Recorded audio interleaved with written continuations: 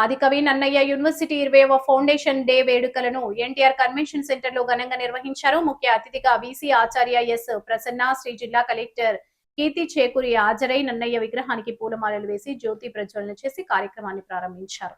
వ్యవస్థాపక దినోత్సవ వేడుకల్లో భాగంగా నిర్వహించిన 20 అంశాలతో కూడిన కార్యక్రమాల వీడియోను ప్రదర్శించారు. ఆయుర్వేద దినోత్సవ సందర్భంగా విద్యార్థులు ప్రదర్శించిన సాంస్కృతిక కార్యక్రమాలు ప్రత్యేక ఆకర్షణగా నిలిచాయి. వీసీ మాట్లాడుతూ ఆదికవి నన్నయ్య విశ్వవిద్యాలయం 20వ ఫౌండేషన్ డే శుభాకాంక్షలు తెలిపారు. కీర్తి చేకూరి మాట్లాడుతూ విద్యార్థులు ఉన్నత లక్ష్యాలతో ఉన్నత శిఖరాలకు చేరుకోవాలని అన్నారు. సెల్ ఫోన్ మనలను నియంత్రించకూడదని, సాంకేతికతను మనం సమర్థవంతంగా ఉపయోగించుకోవాలన్నారు.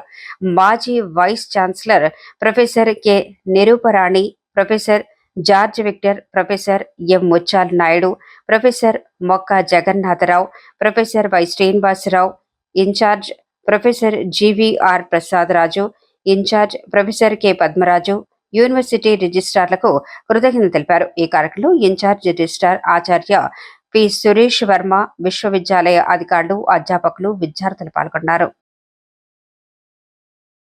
So I'm very happy to be here as part of 20th year of foundation day of this university. So ikkada lot of students unnaru and chala important phase of your life lo manam meer unnaru.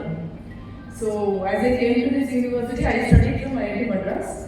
So నాకు అదే గుర్తొచ్చింది యూనివర్సిటీకి వస్తుంటే.